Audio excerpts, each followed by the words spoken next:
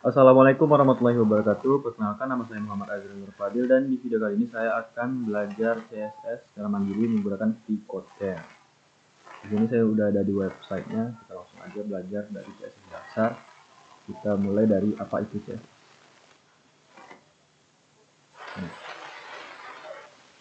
Apa itu CSS dan apa perannya di web? CSS yang merupakan singkatan dari Cascading Style Sheets adalah komponen penting dalam pengembangan web modern. Ini adalah bahasa markup yang digunakan untuk menerapkan gaya pada HTML. Sederhananya, jika HTML adalah struktur halaman web, CSS adalah yang membuatnya terlihat bagus.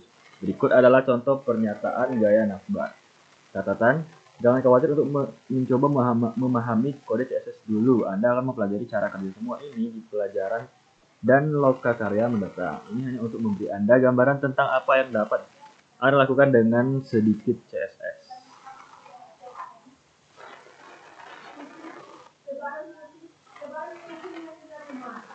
Oke, ini ada kodenya. Peran utama CSS adalah untuk memisahkan konten halaman web dari tampilan visualnya. Ini memungkinkan pengembang web untuk membuat situs web yang lebih fleksibel dan mudah dipelihara.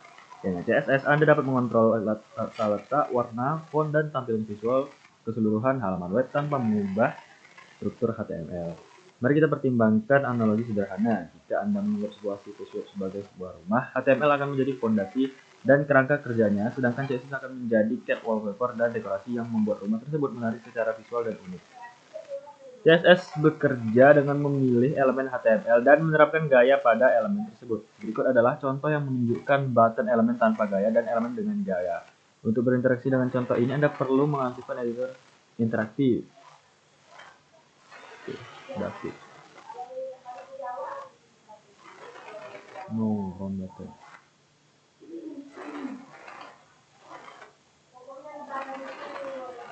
Gaya ini dapat mencakup properti seperti warna, ukuran font, dan banyak lagi. Dengan mengubah properti ini, Anda dapat mengubah tampilan halaman web secara drastis tanpa mengubah kontennya. Salah satu aspek paling ampuh dari CSS adalah kemampuannya untuk menciptakan desain responsif.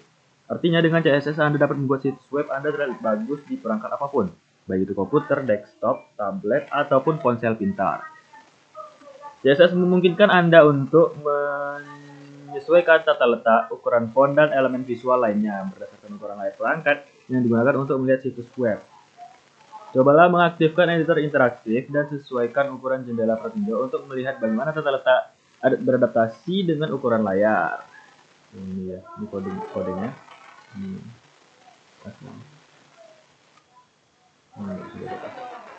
Fitur penting lainnya dari CSS adalah sifat bertingkatnya yang menjadi asal kata cascading dalam namanya. Ini berarti bahwa gaya dapat diwariskan dan ditimpa, memungkinkan struktur penataan gaya yang hierarkis. Anda akan mempelajari lebih lanjut tentang cara kerjanya di pelajaran selanjutnya. CSS yang mendukung penggunaan style sheet eksternal. Ini berarti Anda dapat menyimpan semua aturan penataan gaya Anda dalam file terpisah yang kemudian dapat dihubungkan ke beberapa halaman HTML. Fitur ini sangat meningkatkan kemudahan pemeliharaan situs web, terutama situs web yang lebih besar. Alih-alih harus mengubah gaya pada setiap halaman satu persatu, Anda dapat melakukan perubahan pada satu file CSS yang akan mengaruhi semua halaman yang terhubung. Dalam dunia pengembangan web, CSS memainkan peran penting dalam menciptakan situs web yang menarik secara visual, responsif, dan ramah pengguna. Hal ini memungkinkan pengembang untuk mengubah dokumen HTML sederhana menjadi pengalaman web yang menarik yang mampu menarik perhatian pengguna dan meningkatkan interaksi mereka dengan konten web.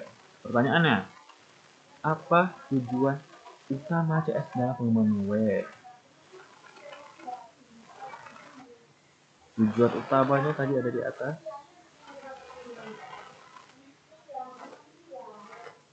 Pengembangan web ya.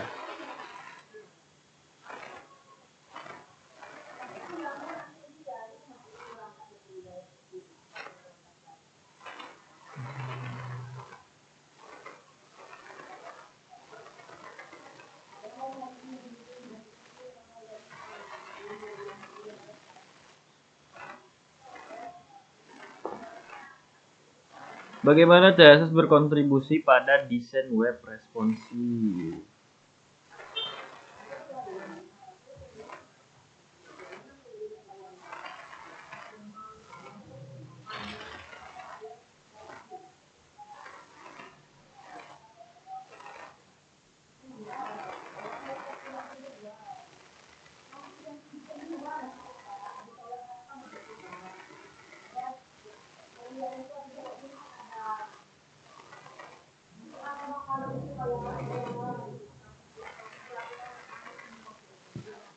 bisa digituin ya.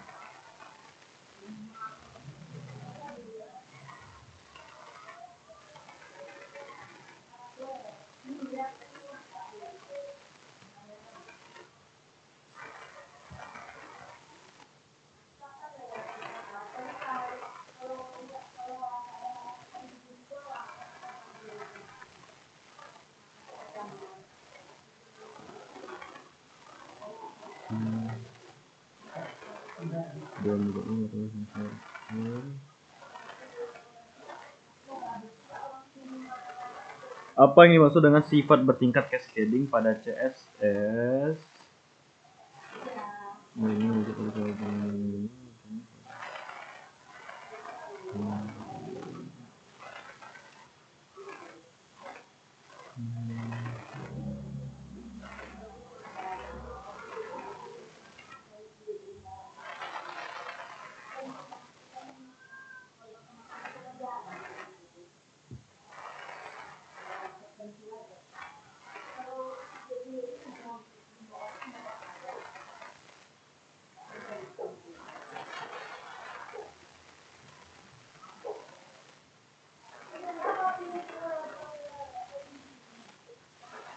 Oke, betul. Kita lanjut lagi.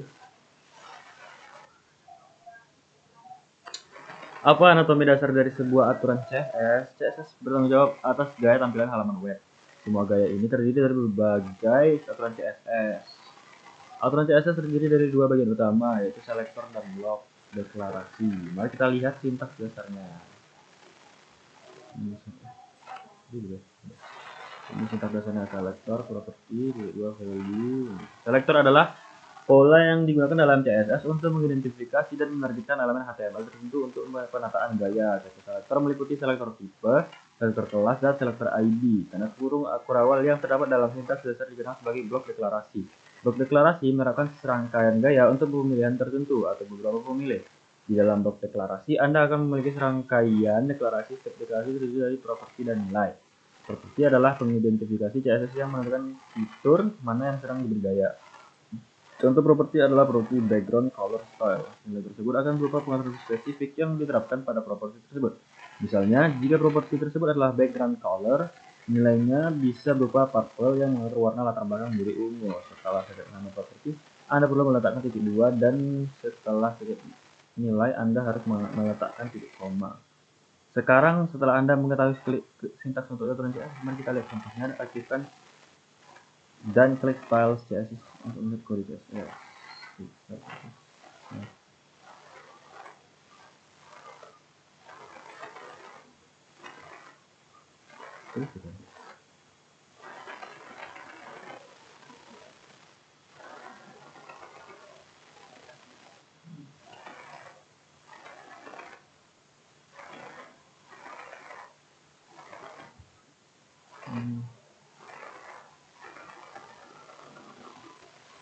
Oh ya.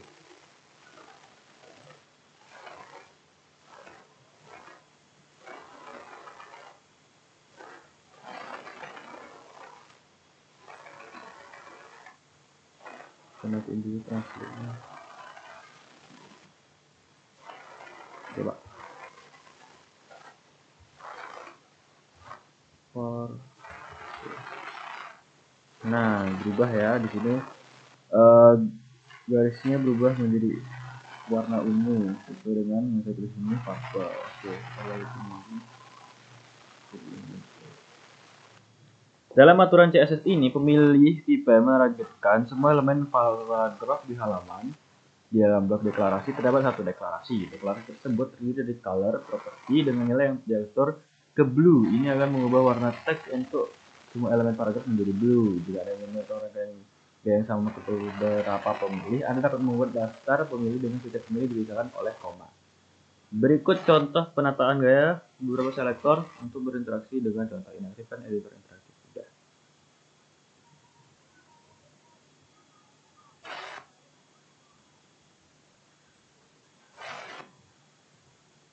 Coba kita lihat index dulu.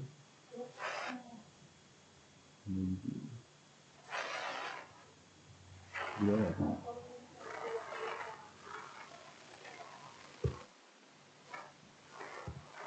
mati deh. Oh enggak.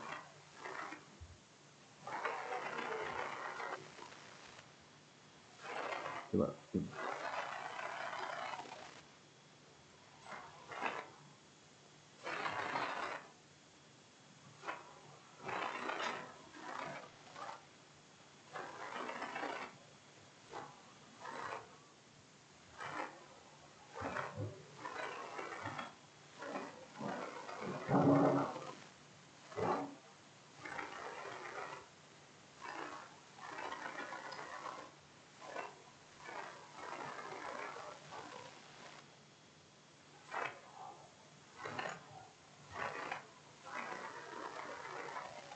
Bisa.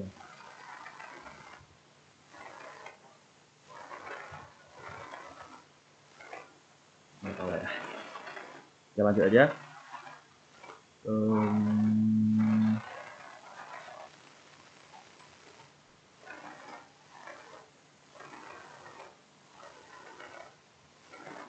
Dalam daftar pemilih ini terdapat ID pemilih yang merupakan elemen HTML dengan ID-nya titel. Semua ID pemilih harus diawali dengan pagar, simbol tanda pagar. Kemudian ada koma diikuti oleh kelas selektor yang merupakan semua elemen HTML. Dengan kelas nilai subheading, semua selektor kelas harus diawali dengan titik. Seluruh daftar pemilih akan menerima gaya yang sama dengan warna teks diatur ke navy. Apa tujuan dari sebuah selektor dalam sebuah organisasi?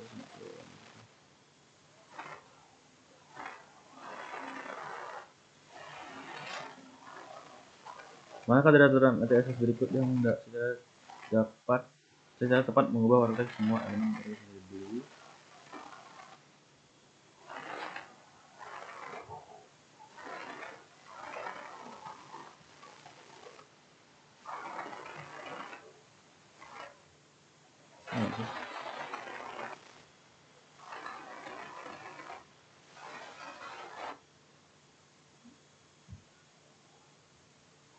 Ya.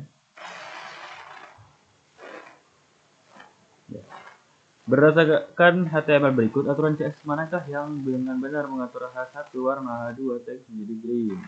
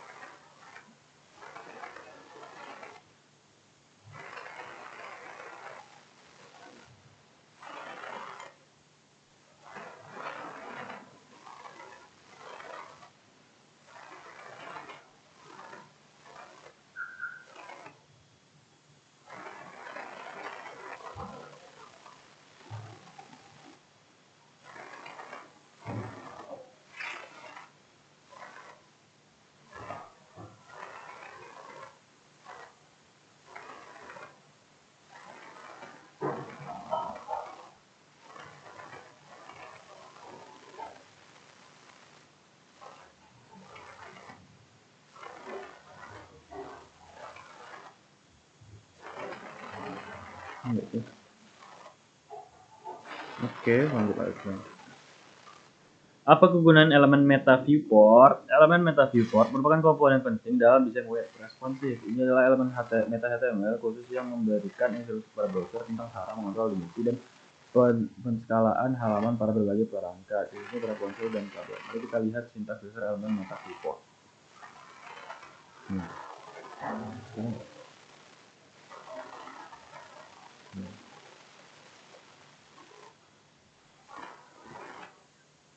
Elemen ini biasanya ditempatkan di head atau bagian head dokumen HTML Anda, tetapi apa arti setiap bagian dari setiap bagian dari elemen tersebut? Bagian ini with device width memberitahu browser untuk mengatur lebar halaman agar sesuai dengan lebar layar perangkat. Ini penting untuk membuat tata letak responsif yang beradaptasi dengan berbagai ukuran layar.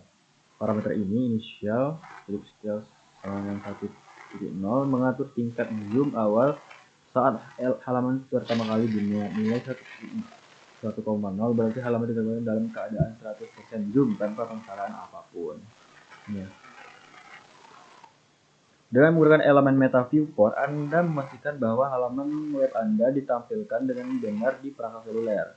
Tanpa itu, browser seluler biasanya akan menampilkan Halaman dengan lebar layar Lexus selalu memperkecilnya, yang dapat mengakibatkan pengalaman pengguna yang buruk dengan teks yang kecil dan sulit dibaca. Halaman meta keyboard juga memungkinkan Anda untuk mengontrol arah penggunaan dapat memperbesar dan memperkecil tampilan halaman web Anda.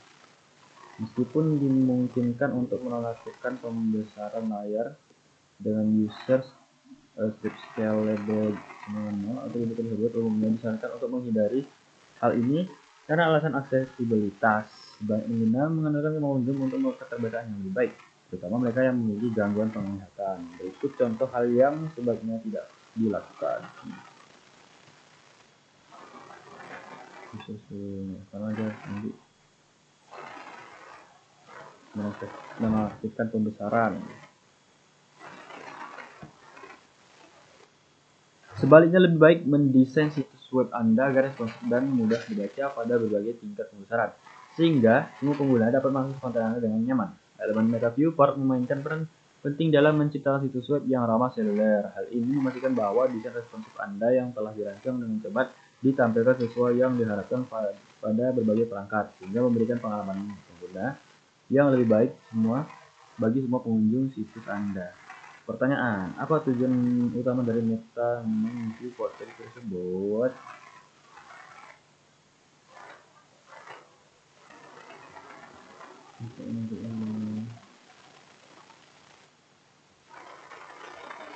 Apa fungsi device dari Meta?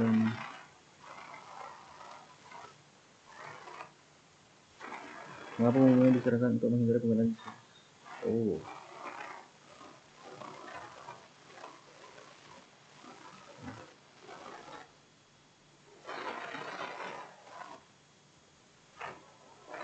Oh, salah.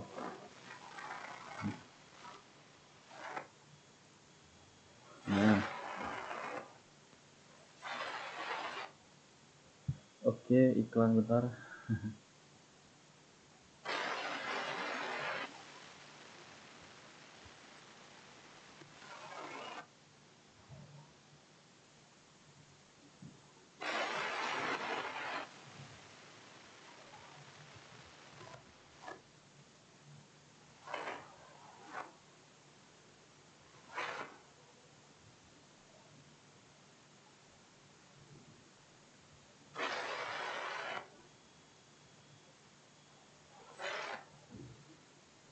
Apa saja gaya default browser yang diterapkan pada HTML? Saat Anda mulai bekerja dengan HTML dan CSS, Anda akan menyadari bahwa beberapa gaya default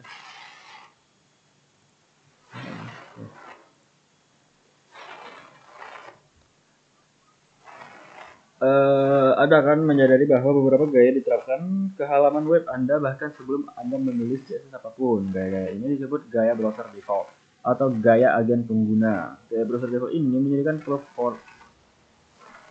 pemformatan dasar untuk memastikan elemen HTML ditampilkan dengan cara yang mudah dibaca di browser.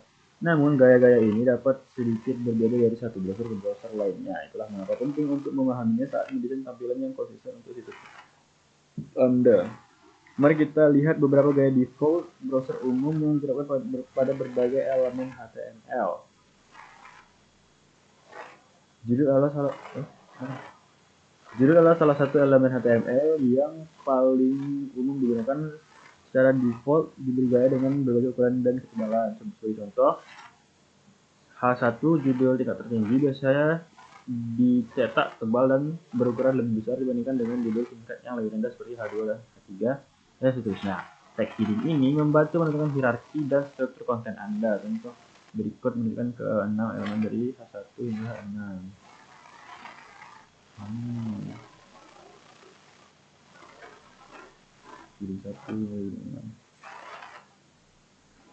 Elemen lain dengan gaya bawaan adalah HR, elemen P, yang membuat garis horizontal yang sering digunakan untuk memisahkan bagian konten secara visual. Browser umumnya menerapkan gaya garis sederhana pada elemen ini. Untuk memahaminya lebih baik, mari kita lihat contoh kode ini. Oh ini, HR.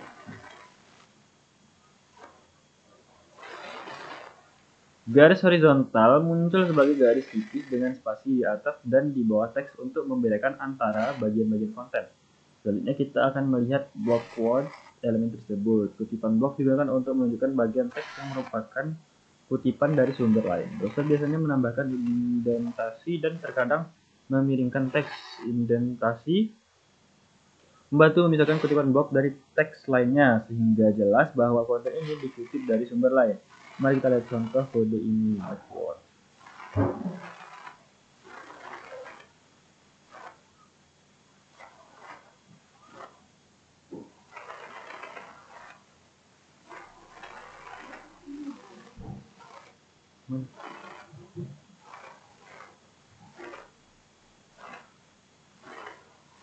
Oh ini.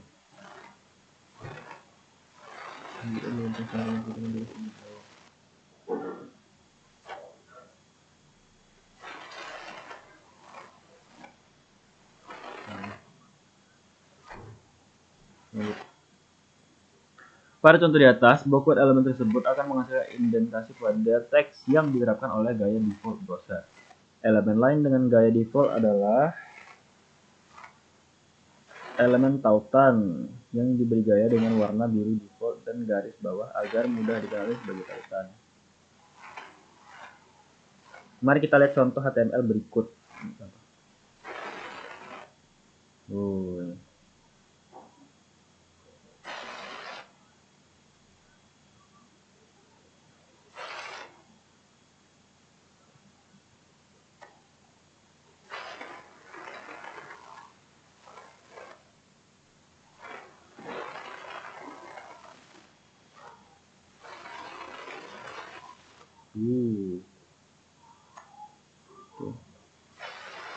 Kode di atas memiliki 4 elemen paragraf dengan elemen tautan di tengahnya. Elemen tautan tersebut diberi gaya berwarna biru dengan garis bawah untuk mengarahkan penggunaan ke halaman belajar FreeCodeCamp. Terakhir, kita akan melihat elemen daftar tidak berurutan dan berurutan. Menambahkan formatan dasar ke daftar termasuk indentasi dan poin atau angka. Tergantung pada apakah Anda menggunakan daftar tidak berurutan atau UL atau daftar berurutan atau OL. Mari kita lihat buatan. Ini kalau OL berurutan, kalau UL tidak berurutan. Okay.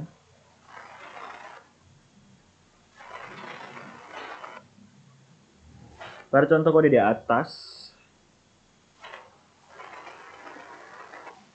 kita menggunakan daftar tidak berurutan dan daftar berurutan. Kedua daftar ini akan sedikit memojok ke kanan secara default. Pada semua contoh ini, Anda telah melihat bagaimana browser menerapkan spasi default, ukuran font yang bervariasi, dan ketebalan pada elemen HTML ini. Pada pelajaran selanjutnya, Anda akan mempelajari cara mengatur ulang beberapa gaya default ini menggunakan CSS Reset. Pertanyaan: apa gaya default yang diterapkan pada teks heading H1 hanya di sebagian besar browser?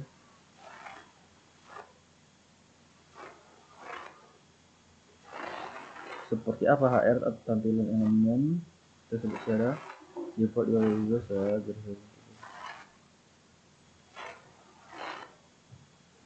Bagaimana teks auton A biasanya diberi gaya secara default di browser?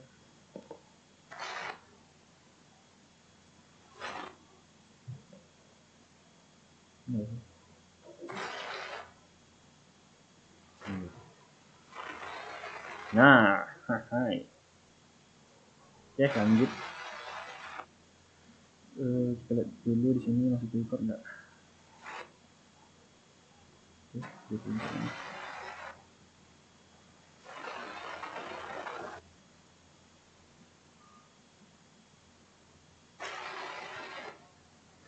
Oke, lanjut. Apa itu CSS inline internal dan eksternal dan kapan Anda harus menggunakan masing-masing? CSS dapat diterapkan pada halaman web dengan 3 cara utama: inline, internal, atau eksternal. Setiap metode memiliki kelebihan dan keterbatasannya masing-masing. Dan mengetahui kapan harus menggunakan setiap metode sangat penting untuk menulis kode yang bersih, efisien, dan mudah dipelihara. Mari kita uraikan 3 jenis CSS dan kapan Anda harus menggunakannya. CSS inline ditulis langsung di dalam elemen HTML menggunakan style, atribut style. CSS ini menerapkan gaya pada elemen tertentu. Berikut contoh penggunaan CSS inline.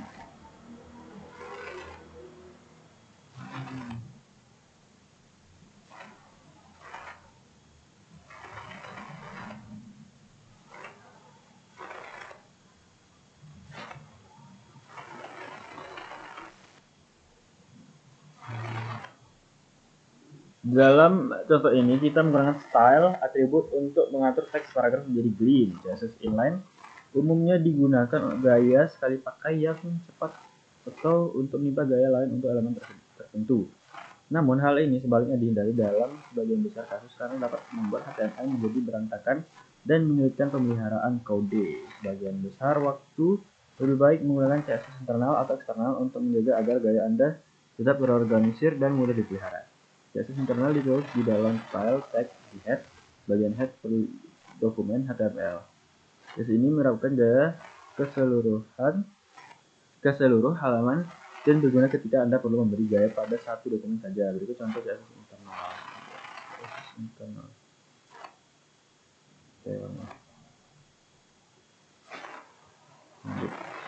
Pada contoh di atas, CSS internal menerapkan teks biru ke semua elemen di halaman. CSS internal paling baik digunakan ketika Anda perlu menerapkan gaya ke halaman elemen tertentu, bukan ke beberapa halaman. Ini berguna untuk situs web satu halaman atau ketika gaya tersebut tidak perlu digunakan di tempat lain. Namun, ada beberapa kekurangan seperti tidak mendorong penggunaan kembali di berbagai halaman. Selain itu, seperti CSS inline yang mencampur HTML dan CSS sehingga kode menjadi lebih sulit dipelihara dalam proyek yang lebih besar. CSS eksternal ditulis dalam titik CSS file terpisah dan dihubungkan ke dokumen HTML menggunakan link elemen di head bagian head. Ini memungkinkan Anda untuk menata gaya beberapa halaman berproses dan merupakan metode yang disukai dalam pengembangan web profesional. Berikut contoh penataan gaya untuk elemen paragraf.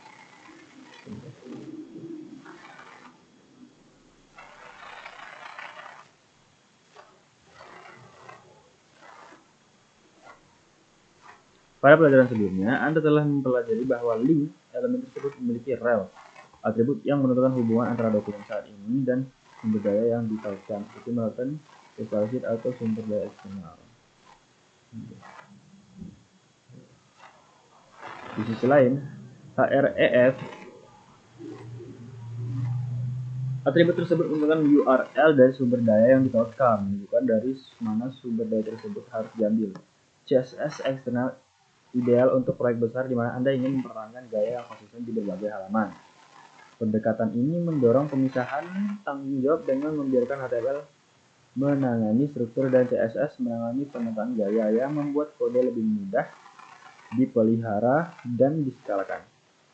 Memahami kapan harus menggunakan step ini CSS sangat penting untuk pengembangan web yang efisien dan efektif. Dalam kebanyakan kasus, CSS eksternal seharusnya menjadi pendekatan utama, terutama untuk proyek yang lebih besar dan lebih kompleks. Pertanyaan.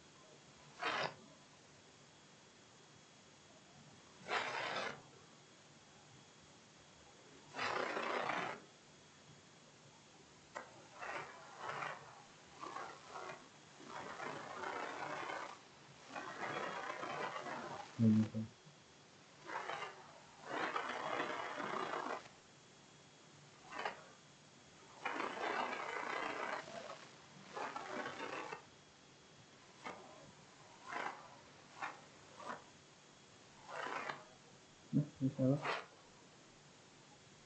Oh ini. Nah, lanjut. Oke, selanjutnya. Bagaimana cara kerja lebar dan tinggi dalam CSS? Properti display, width, dan height display digunakan untuk mengontrol dimensi elemen pada halaman web. Properti ini dapat didefinisikan dalam satuan yang berbeda seperti pixel atau px, persentase atau persen, satuan viewport atau pw sama vh, dan banyak lagi. Properti ini width menentukan lebar suatu elemen. Jika Anda tidak menentukan lebar, maka nilai default Anda akan diatur ke auto.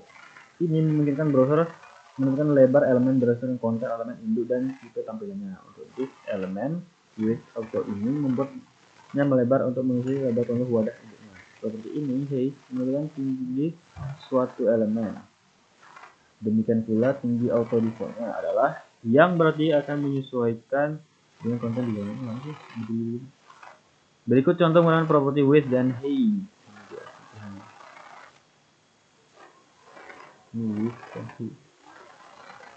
Kelihatan kalau bahasa Indonesia.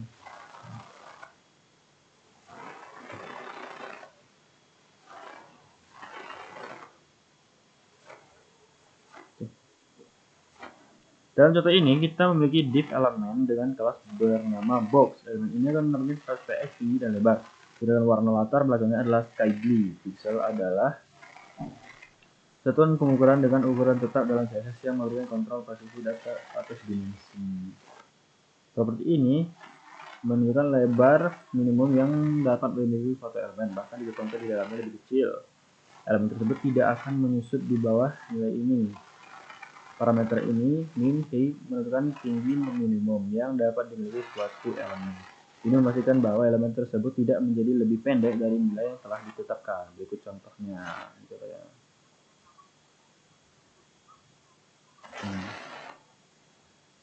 Ini ya.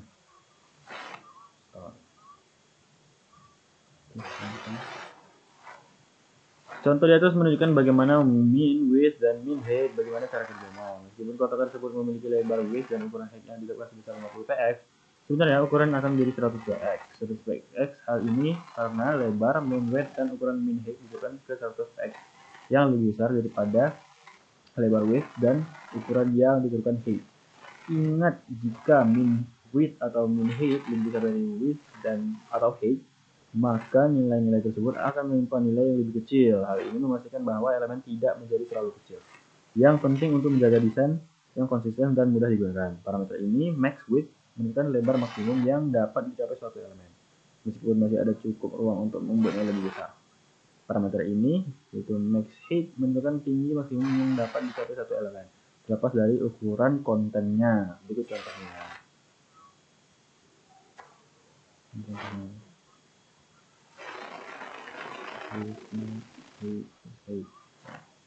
Enggak ada minhut ya.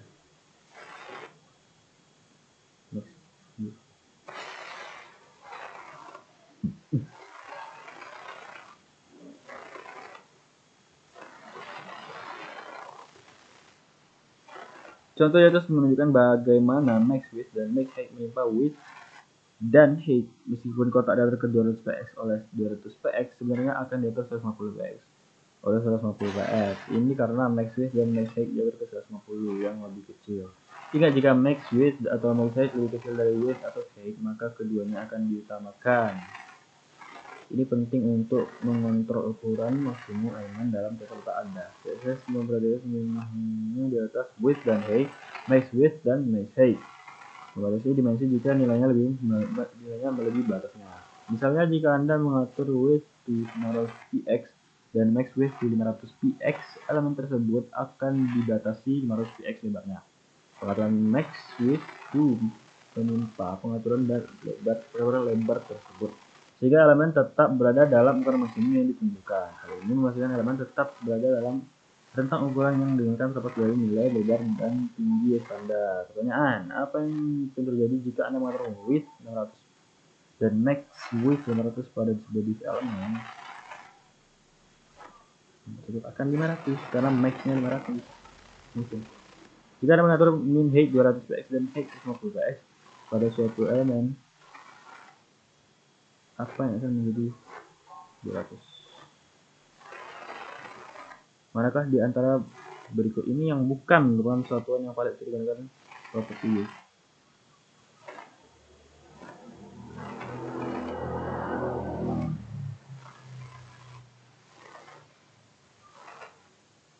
Ini ya. Nah, tuh. Big brain.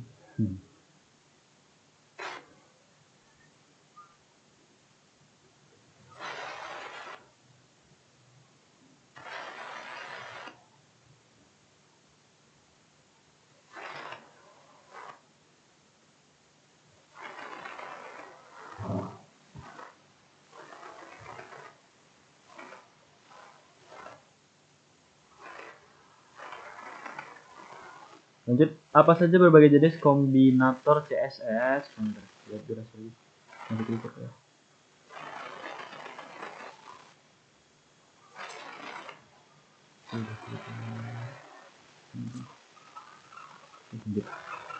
Apa saja berbagai jenis kombinator CSS? Kombinator CSS digunakan untuk mendefinisikan hubungan antar selektor dalam CSS. Kombinator membantu dalam memilih elemen berdasarkan hubungannya dengan elemen lain yang memungkinkan penataan gaya yang lebih tepat dan efisien. Kita akan membahas beberapa kombinator CSS utama dan kasus penggunaannya.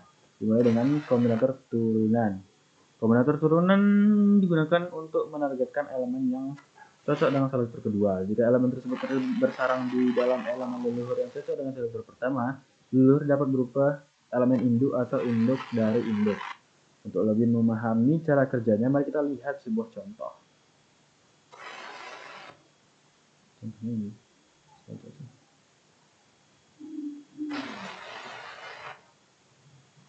Terus yang induknya biar sama. Ini gitu.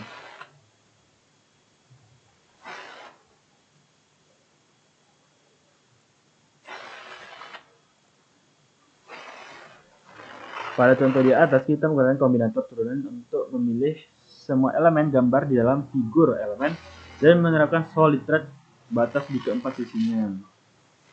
Oke. Perhatikan bahwa tanda A space digunakan di antara pemilih induk dan pemilih anak. Dalam hal ini, figur akan menjadi orang tua dan image akan menjadi anak. Jika Anda memiliki beberapa gambar di dalam sebuah figur elemen, menggunakan kombinator turunan akan menjadi cara yang baik untuk menerapkan garis tepi hitam pekat di sekeliling setiap gambar tersebut. Jenis kombinator lainnya adalah kombinator anak. Kombinator anak dalam CSS digunakan untuk memilih elemen yang merupakan anak langsung dari elemen induk yang ditentukan. Kombinator ini hanya menargetkan elemen dengan induk tertentu, membuat aturan CSS Anda lebih tepat dan mencegah penataan gaya yang tidak diinginkan pada elemen yang bersarang lebih dalam. Mari kita lihat contoh HTML berikut. Let's take a look at the following example.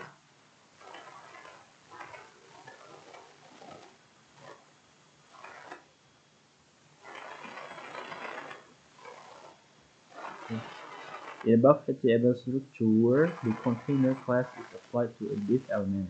Inside the container, there is a direct child element first, followed by two additional div elements, each containing a p element, second and third.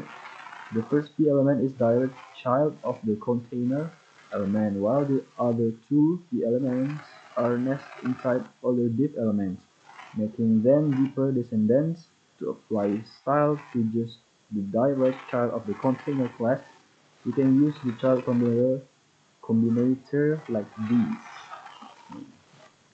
Okay. In the above example, we are only targeting the direct child of container class. This will give the direct child the text color of blue, because the other two paragraph elements are nested inside div elements. They are not considered direct children of the container class and will not get the text color of blue. Another common combinator would be the next sibling combinator. The next sibling combinator first in CSS selects an element that immediately follows a specified sibling element.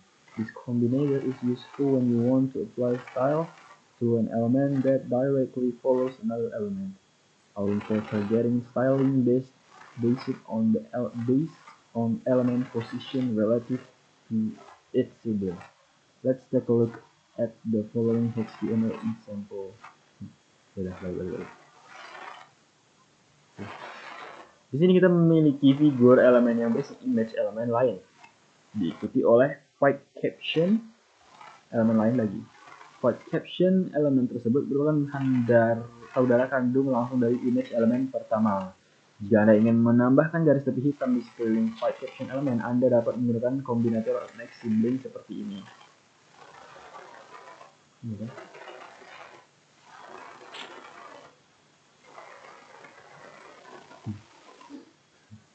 Dalam contoh ini, kombinator saudara terdekat plus signification elemen yang langsung memiliki image elemen tersebut. Aturan CSS yang diterapkan menambahkan X solid black border di sekitar fit caption.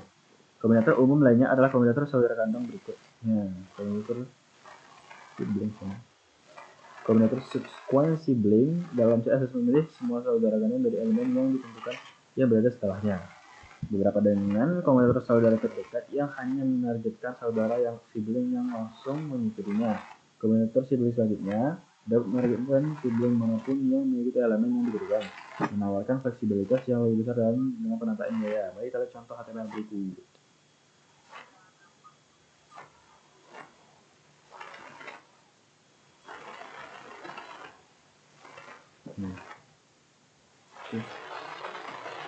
Dalam struktur HTML ini, kita memiliki H2 elemen P diikuti oleh 4 elemen P.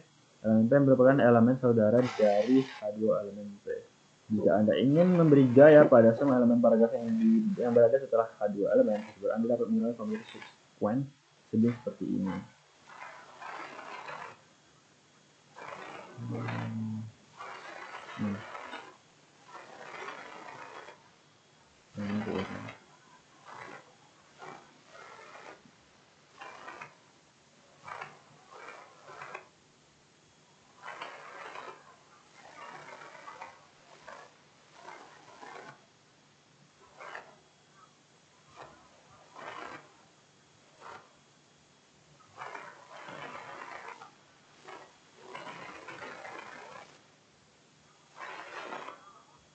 Dalam contoh ini, semua elemen paragraf yang mengikuti H2 elemen tersebut akan memiliki warna teks hijau. Kombinator saudara kandung berikutnya menargetkan semua saudara kandung paragraf yang muncul setelah H2 elemen tersebut, terlepas dari apakah mereka saudara kandung langsung atau tidak.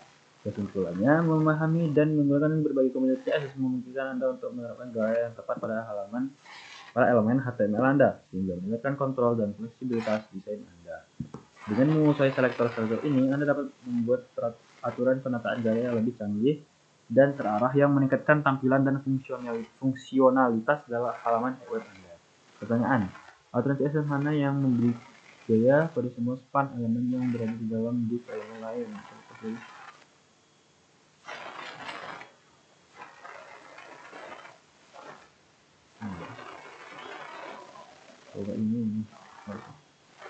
Aturan CSS manakah yang hanya akan memberi gaya pada di elemen langsung dari URL elemen lain?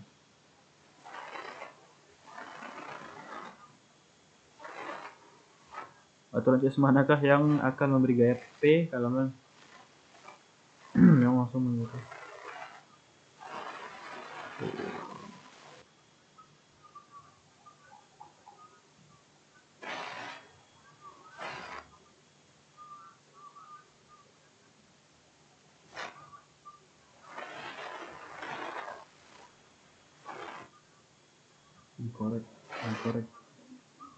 Incorrect semua.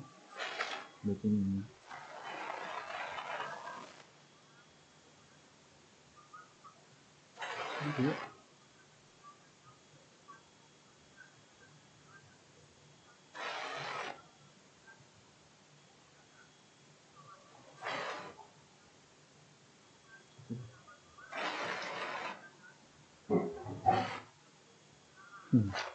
Harus mana yang hanya akan memberi gaya pada elemen langsung dari elemen lain.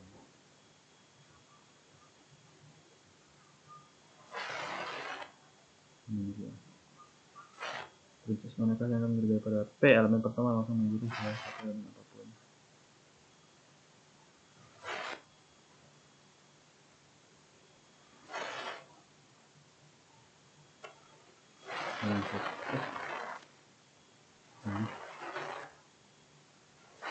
Oke, lanjut.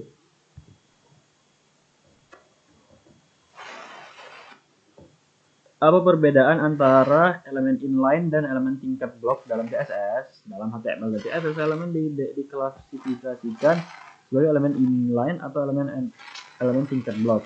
Dan klasifikasi ini menentukan bagaimana elemen tersebut berperilaku dalam tata letak dokumen. Memahami perbedaan ini sangat penting untuk mengontrol bagaimana konten Anda ditampilkan di halaman web. Elemen tingkat blok adalah elemen yang secara default menempati seluruh lebar yang tersedia, membentang di sepanjang lebar wadahnya. Elemen-elemen ini selalu dimulai pada baris blok pada baris baru dan mendorong konten lain ke baris berikutnya. Sehingga menciptakan blok konten. Elemen tingkat blok memiliki properti CSS display block yang diterapkan secara default. Properti ini memastikan bahwa elemen tersebut meregang untuk mengisi lebar wadah dan muncul di baris baru. Beberapa elemen tingkat blok yang umum adalah div, elemen, paragraf, judul, daftar berurutan, daftar tidak berurutan, dan elemen bagian. Berikut adalah contoh kode elemen tingkat blok.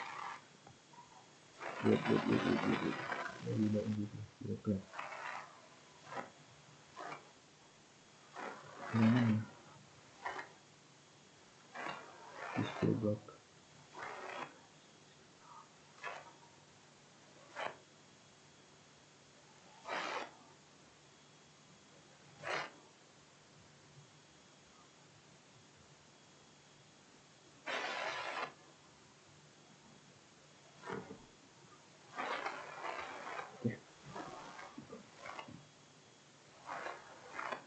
Dalam contoh ini,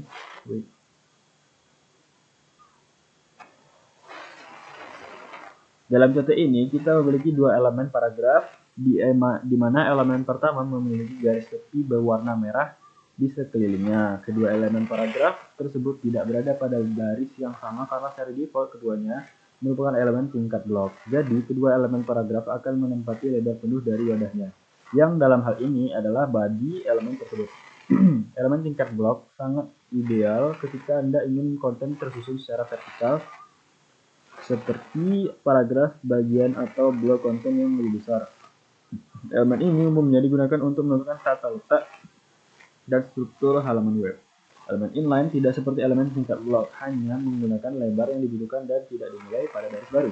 Elemen-elemen ini mengalir di dalam konten, memungkinkan teks dan elemen inline lainnya muncul di sampingnya.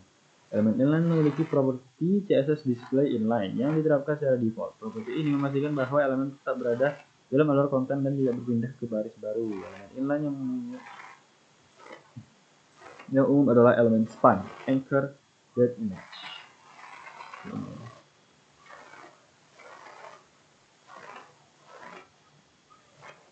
Kita lihat lagi versi Inggrisnya karena di sini nggak kelihatan.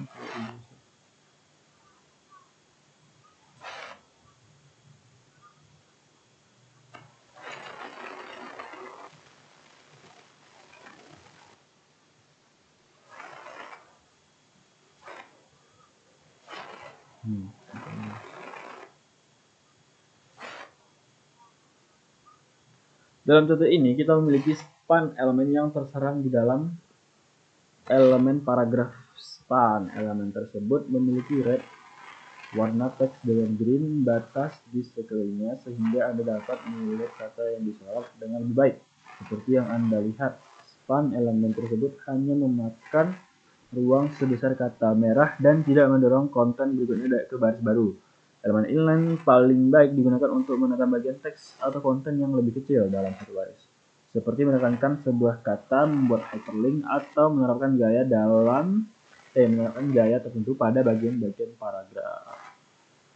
Ini ada pertanyaannya, apa perilaku default elemen tingkat blok CSS?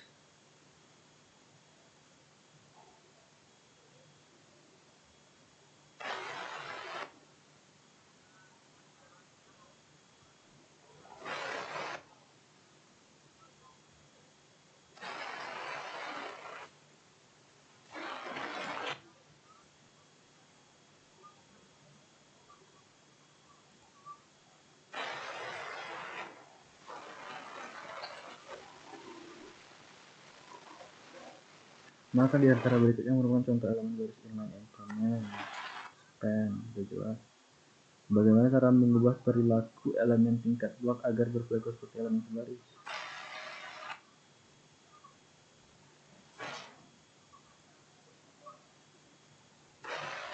Salah. Seperti soalnya. Bagaimana cara mengubah perilaku elemen tingkat blok agar berperilaku seperti elemen sebaris?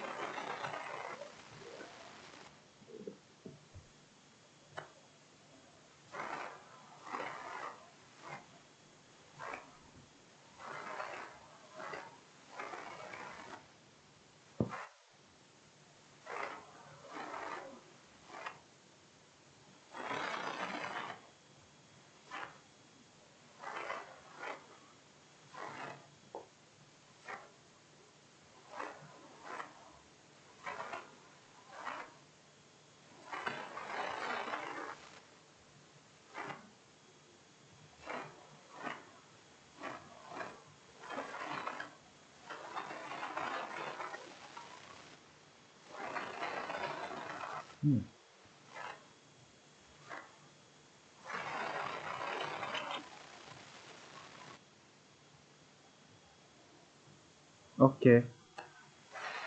kita lanjut lagi.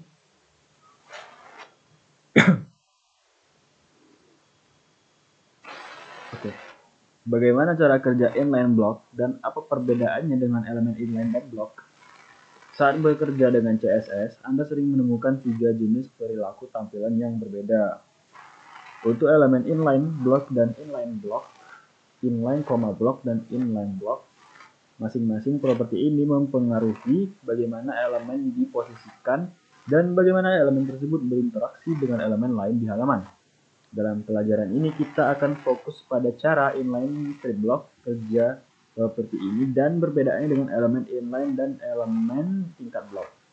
Elemen tingkat blok berperilaku seperti wadah besar atau blok yang menempati seluruh lebar wadah induknya. Elemen ini selalu dimulai pada garis baru dan tinggi serta lebarnya dapat disesuaikan. Elemen inline hanya menggunakan ruang yang dibutuhkan. Elemen ini menyatu dengan konten di sekitarnya dan tidak berpindah ke baris baru. Properti ini, yaitu inline block, merupakan gabungan dari kedua perilaku tersebut, seperti elemen inline. Inline strip block, elemen tetap berada dalam alur teks tanpa memulai baris baru. Namun, tidak seperti elemen inline, Anda dapat menyesuaikan lebar dan tinggi elemen inline block, sama seperti yang Anda lakukan dengan elemen tingkat blok. Singkatnya, perbedaan utama antara inline dan inline block adalah bahwa inline elemen tidak dapat dikontrol ukurannya, sedangkan inline block elemen memungkinkan kontrol penuh atas dimensi sambil tetap selaras dengan konten lainnya. Mari kita lihat sebuah contoh. Untuk ini ya, kalian juga untuk jelas.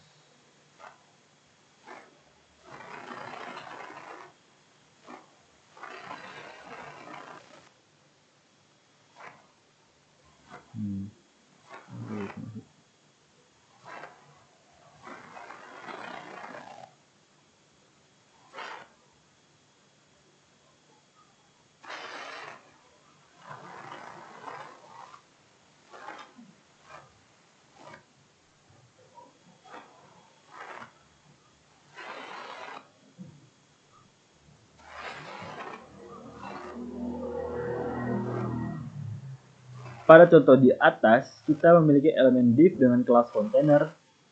Di dalam div elemen tersebut terdapat dua span elemen. Elemen 1 dan elemen 2. Setiap elemen span diatur display inline block dan memiliki lebar serta tinggi yang juga telah ditentukan. Elemen inline block akan muncul berdampingan karena berperilaku seperti elemen inline, tetapi juga memiliki lebar dan tinggi yang ditentukan, yang memberikan properti seperti blok. Namun, jika Anda menghapus display inline block, properti tersebut baik height maupun tidak width akan diterapkan meskipun Anda telah mendefinisikannya dengan jelas. Berikut CSS yang telah direvisi.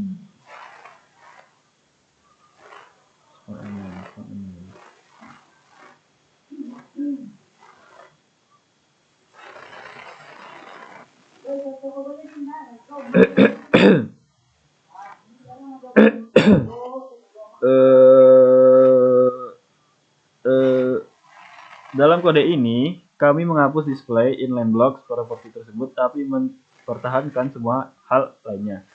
Di sini, span elemen-elemen tersebut membalik ke perilaku default mereka sebagai elemen sebaris atau inline. Akibatnya, lebar dan tinggi yang ditentukan diabaikan dan elemen hanya menempati ruang yang dibutuhkan untuk kontennya. Memahami cara inline block kerjanya sangat berguna karena Anda dapat menggunakannya untuk membuat tata letak yang memberikan kontrol kerataan dan dimensi dalam aliran teks yang berkaitan.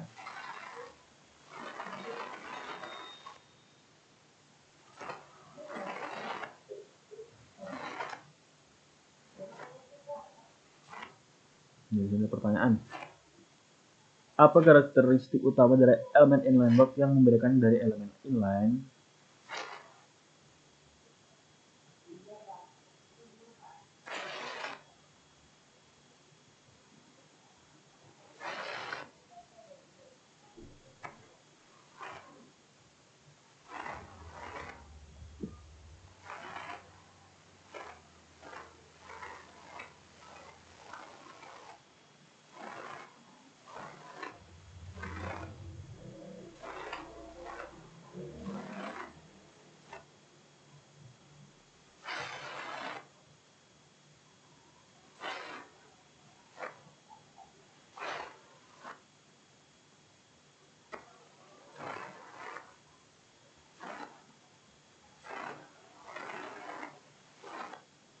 Skenario mana yang paling cocok untuk menggunakan elemen inline block dibandingkan elemen inline atau block?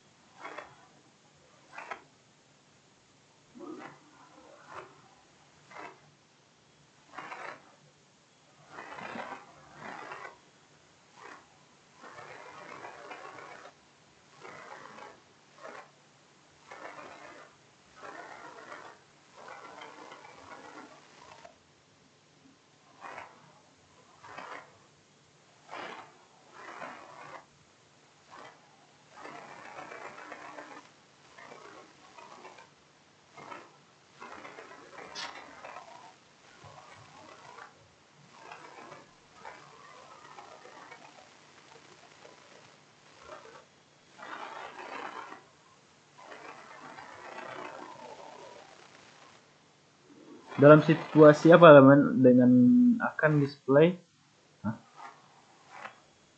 Dalam situasi apa elemen dengan akan display inline block berbeda dibandingkan dengan elemen dengan display block? Saat Anda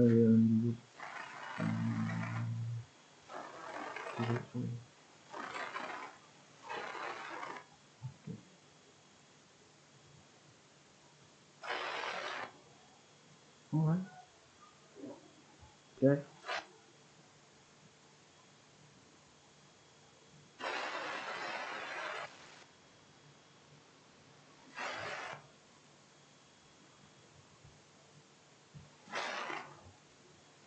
Apa itu margin dan padding dan bagaimana cara kerjanya? Margin dan padding adalah properti penting dalam CSS untuk membuat halaman web yang terstruktur dengan baik, mudah dibaca dan menarik secara visual.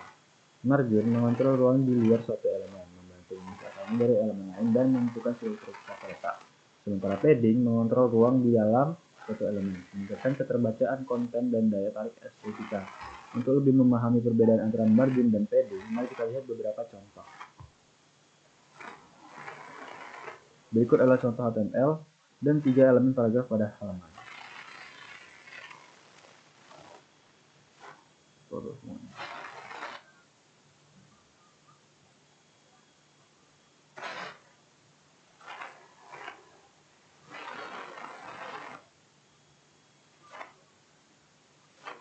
Untuk menerapkan spasi di bagian atas setiap elemen paragraf, Anda dapat menggunakan properti margin top. Margin top.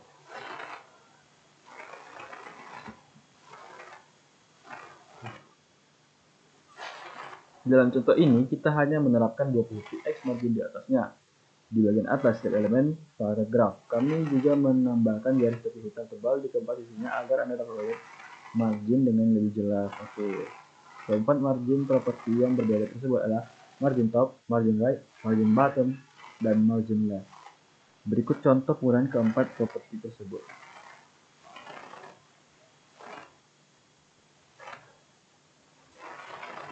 Margin top, margin right, margin bottom, margin left. Margin top yang atas, margin bawah yang kanan. Tunggu.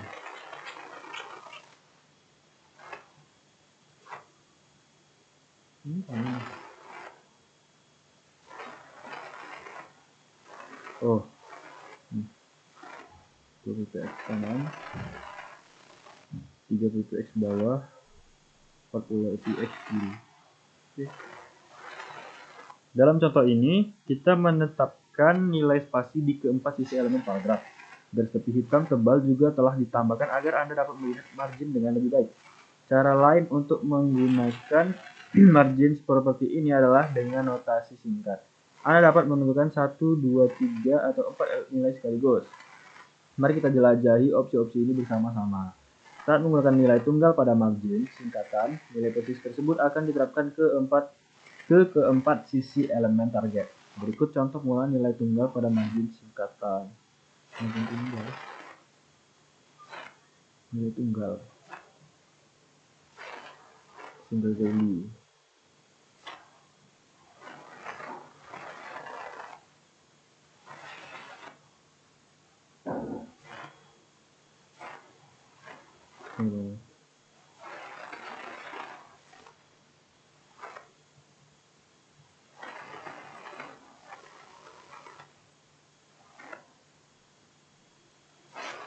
Oh, oke.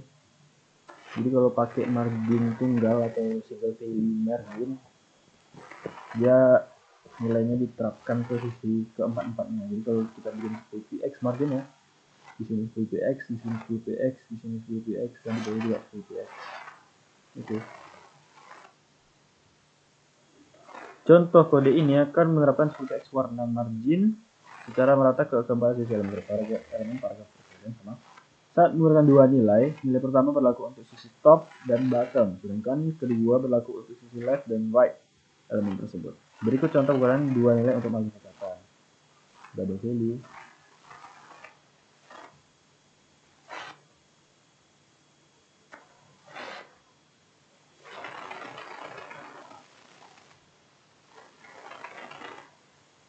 Oh, jadi atas bawah atau top bottomnya 10.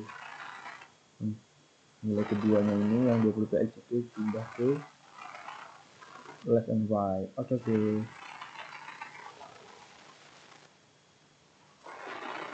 Ini mengatur margin top dan bottom menjadi 10 kan, dan 20px untuk margin left dan right kan. Oke. Jika tiga nilai diberikan, nilai pertama berlaku untuk top margin, nilai kedua untuk margin left dan right, dan nilai ketiga untuk bottom margin. Berikut contoh agar lebih mudah dipahami. Ini dia.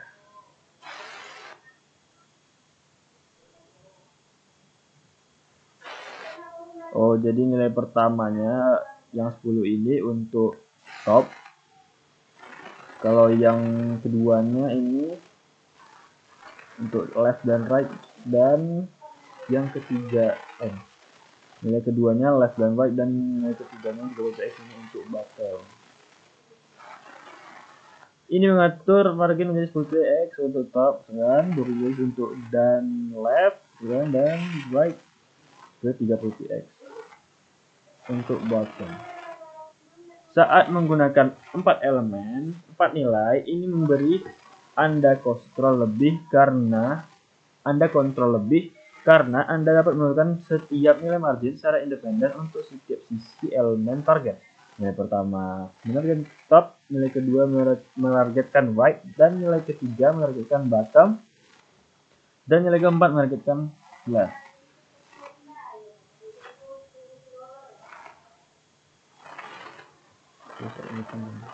Oh, ini top, left, right, dan bottom. Oh enggak, ini top, ini right, ini bottom, ini left. 10, 20, 30, 40. Jadi kelihatan ini lebih banyak dari ini. Ini mengatur margin menjadi 10px untuk top, 20 untuk right, 30 untuk bottom, dan 40 untuk left. Properti ini, padding, digunakan untuk menerapkan spasi di dalam elemen antara konten dan batasnya. Sama seperti margin, properti tersebut keempat. Padding properti tersebut adalah padding top, padding right, padding bottom, dan padding left. Berikut contoh cara mengatur properti padding untuk elemen paragraf.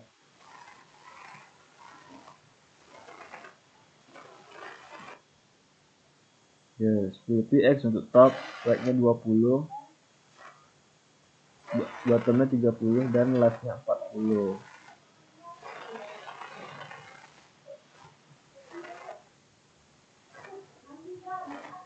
Ini mengatur padding menjadi 10 px untuk top, 20 px untuk right, 30 px untuk bottom, dan 40 px untuk left. Seperti yang Anda lihat, padding ini diterapkan pada konten yang berada di dalam batas, tidak seperti margin yang diterapkan pada konten di luar batas. Sama seperti margin property, Anda juga dapat memilih untuk menggunakan singkatan untuk padding property tersebut. Anda juga dapat menentukan 1, 2, 3, dan atau 4 nilai padding properti singkatan tersebut.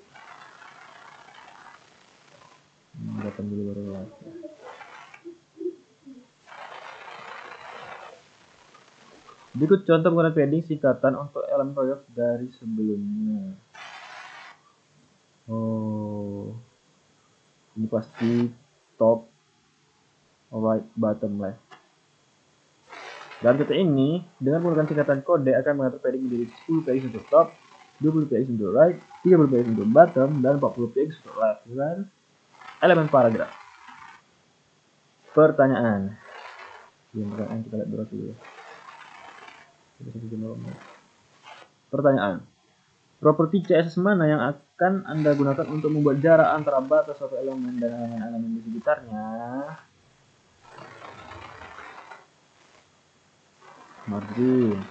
Properti CSS mana yang akan Anda gunakan untuk membuat jarak antara konten elemen dan di atasnya? Padding. Apa urutan nilai yang benar saat menggunakan properti singkatan untuk margin padding? Menggunakan singkatan untuk margin atau padding dengan 4 nilai. Top, right, bottom, left. Selesai 100%. Nah, di sini kita Baiklah, sekian belajar basic CSS mandiri dari saya.